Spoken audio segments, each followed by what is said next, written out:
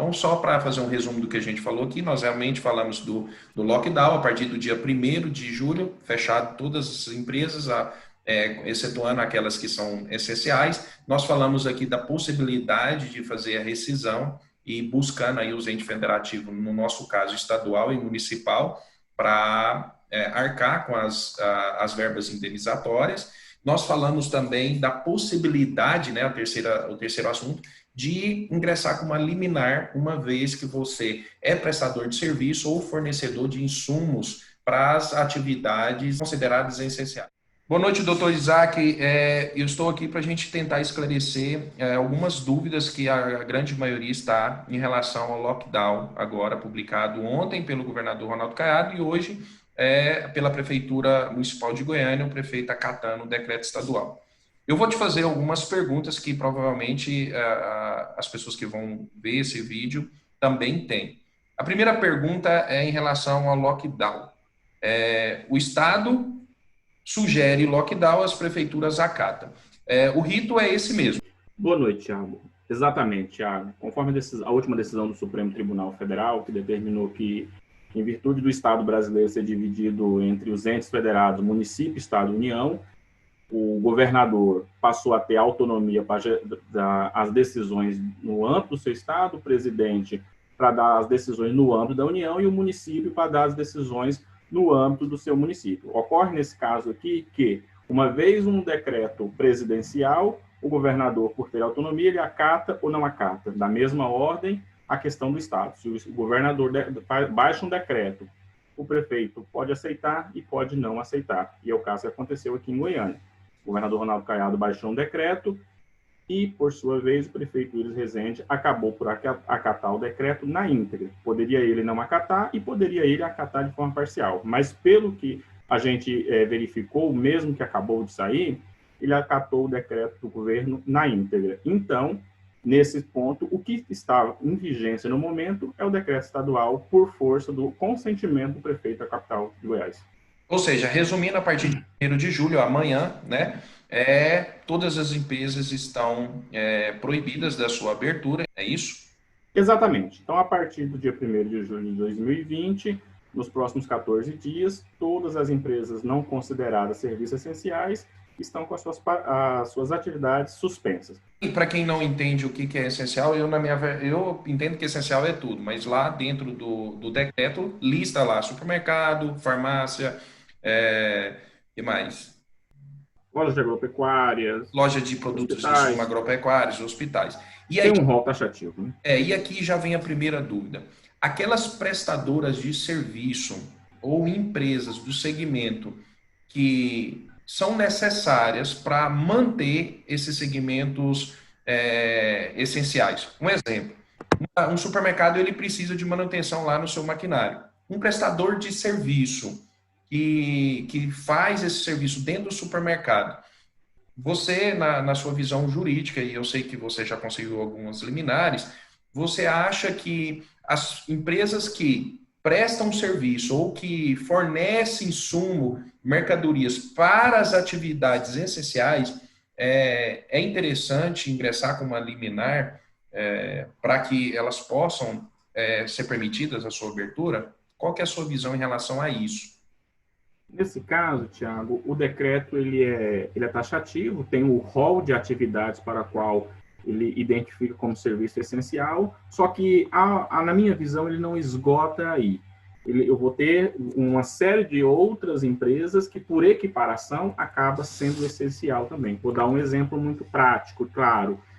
A empresa de lavanderia que presta serviço para um hospital, por exemplo, que lava a roupa daquele hospital. Em regra, ela não é um serviço essencial conforme o decreto. Por outro lado, por ela estar na cadeia do ramo onde existe uma empresa que presta serviço essencial, que no caso seria o hospital, na minha visão, entendo perfeitamente que ela é enquadrada como prestadora de serviço essencial. Portanto, não estando no decreto, é possível que a gente ingresse em juízo a fim de que seja reconhecida essa cadeia da essencialidade e ela possa funcionar normalmente. Então, eu utilizei um exemplo, mas podemos ter vários outros exemplos. Automação de sistema de software. Exatamente. Fica ligado.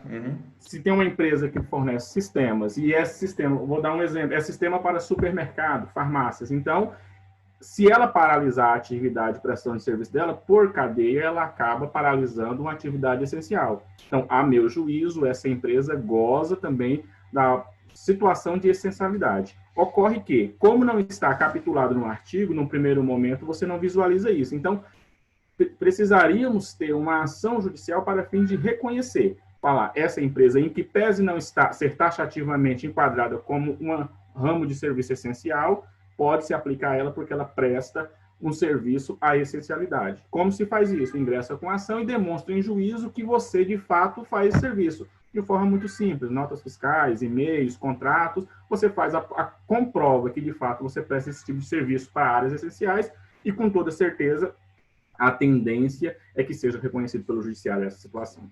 Perfeito. Ou seja, se você não estiver na cadeia permitida lá de segmento de atividades essenciais, você só vai conseguir abrir através de ingressar na justiça pedindo a liminar. Exatamente. E apresentando todo esse contexto. Uma outra dúvida que me faz, que as pessoas me perguntam muito aqui, em relação a esses 14 dias que a empresa vão ficar parada. Como que fica, no seu entendimento, em relação à parte trabalhista?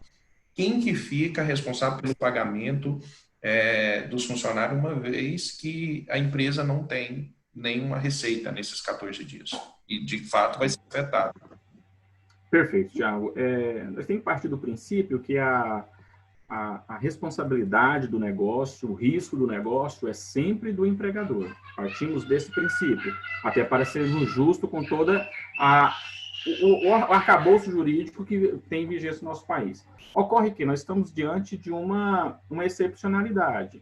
Então, quando houve o primeiro fechamento lá atrás, o que aconteceu? Logo em seguida, não era uma questão especificamente de Goiás, mas assim que fechou, o governo federal acabou por editar uma medida provisória na qual garantia o pagamento em caso de suspensão de contrato em até 60 dias ou redução de jornada, parte de jornada até 90 dias. Nesse momento, acredito eu que isso não acontecerá, porque quando ocorreu isso lá atrás, era o início da coisa toda no território nacional. Não é uma questão isolada aqui em Goiás que isso vai acontecer. Era uma aclamação nacional. Exatamente. É possível que aconteça? Possível sempre é, mas não é algo que eu acredito que acontecerá. Diante disso, nós temos então a seguinte situação. O empresário vai estar com o funcionário pelos próximos 14 dias parado e, como o risco da atividade é dele, o funcionário vai ter o seu salário pago ao final do quinto dia útil. Isso é um fato. Então, o funcionário, ao meu ver, tem duas possibilidades aqui. Ele mantém, melhor, 3 possibilidades. Ele mantém o funcionário e, quando chegar no quinto dia útil, ele faz o pagamento como se nada aconteceu. E arca com esses prejuízos. Arca com todos os custos, porque ele é o responsável pelo negócio, ele arca com o risco da atividade que ele exerce. Segunda possibilidade, você faz a demissão desse seu funcionário. Porque aí tem uma situação. Existe aqueles colaboradores que participou da suspensão, né, do programa lá de emergência. Bem lembrado. E existe lá aquela questão de estabilidade, né, de 2, podendo chegar até 3 meses. Vai ter que ignorar. Se uma vez for a decisão dessa rescisão, vai ter que atropelar essa estabilidade, uma vez que decidir por ela, é isso?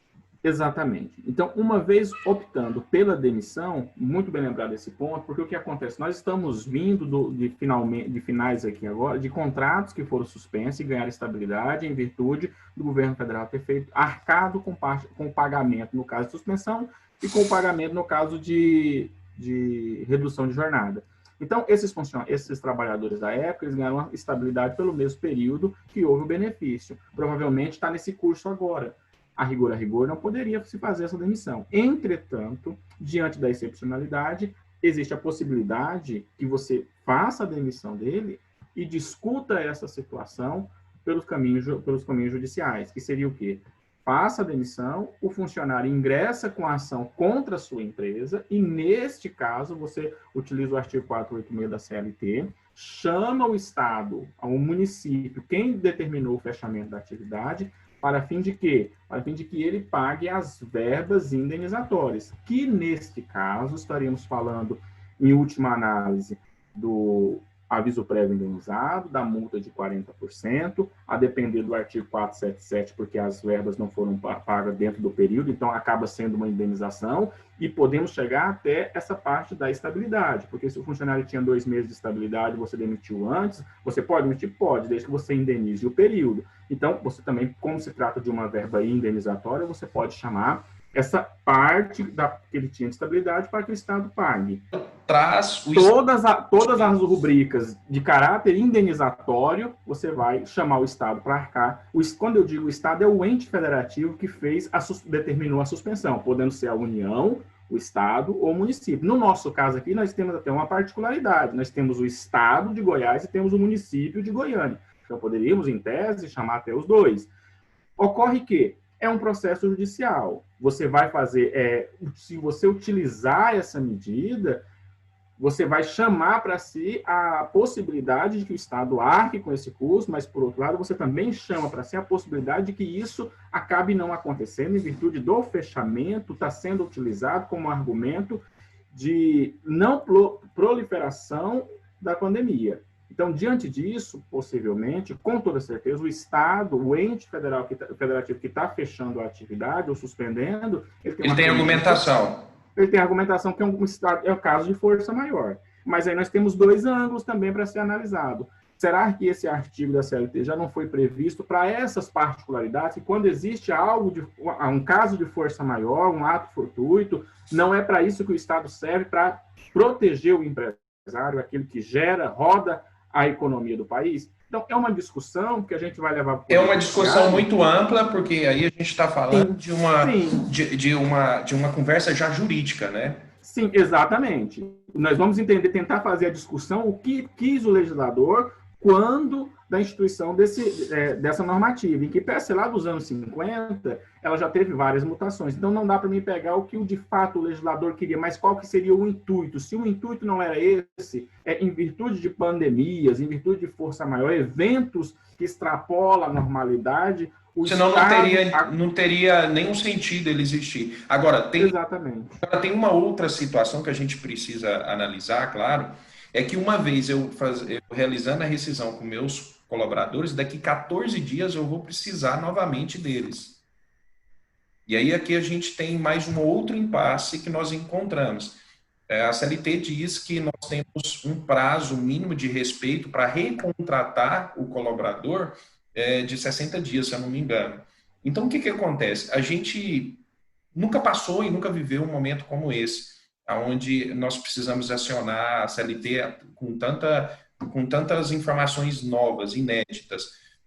Nesse caso também, doutor Isaac, uma vez utilizando a preferência por fazer rescisão dos colaboradores, vai ficar muito complicado esse negócio de faz a demissão, depois faz a admissão.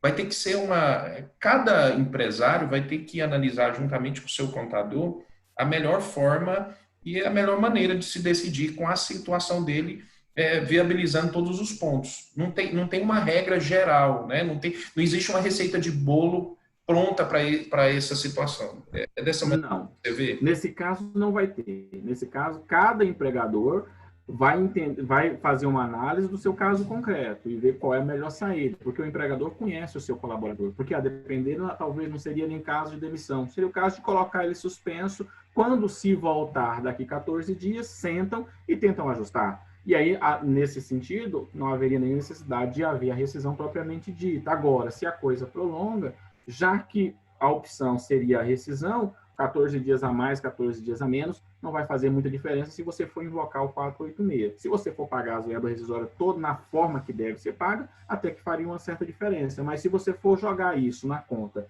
do ente federativo, não vai fazer muita diferença.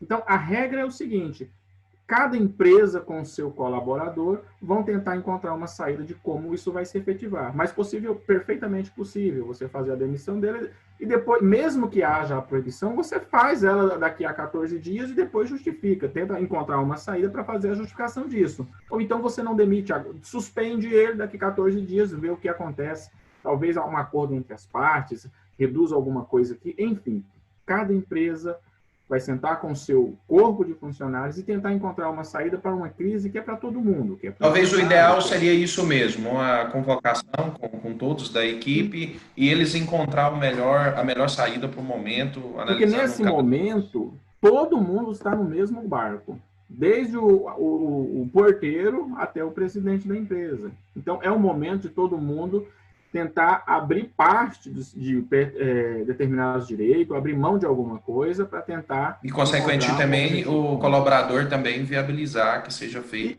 E nesse momento... Nesse momento está todo mundo sensibilizado para tentar solucionar. O que ninguém quer é demitir nem ser demitido, porque se, por um lado, o colaborador não quer ser demitido, por outro lado, o empresário também não quer proceder com essa demissão. Então, é um momento que eu acredito que, em que pese toda essa discussão, toda essa bagunça que está acontecendo, no ambiente de trabalho pode ser que existam maiores facilidades de você ter uma negociação que se resolva no seio da empresa. Perfeito. Ó, eu te agradeço muito, tá, por esclarecer todas essas minhas dúvidas e dúvidas de muitas pessoas também que estão envolvidas em tudo isso. Então, só para fazer um resumo do que a gente falou aqui, nós realmente falamos do lockdown a partir do dia 1º de julho, fechado todas as empresas, excetuando aquelas que são essenciais. Nós falamos aqui da possibilidade de fazer a rescisão e buscando aí os entes federativos, no nosso caso estadual e municipal, para arcar com as verbas indenizatórias. Nós falamos também da possibilidade, né, o terceiro assunto, de ingressar com uma liminar, uma vez que você é prestador de serviço ou fornecedor de insumos para as atividades consideradas essenciais. Nós demos até um exemplo de uma lavanderia que fornece o serviço para um hospital que seja, ou para uma empresa que trabalha dentro dessa atividade essencial. Muito obrigado, doutor Isaac, mais uma vez, e sempre que precisar pode contar conosco. Se você tiver mais alguma dúvida, pode entrar em contato conosco, eu vou deixar aqui o nosso telefone para esclarecer mais sobre esse assunto. Obrigado. Tiago, muito obrigado, foi um prazer falar com você, tá bom? Um abraço, boa noite.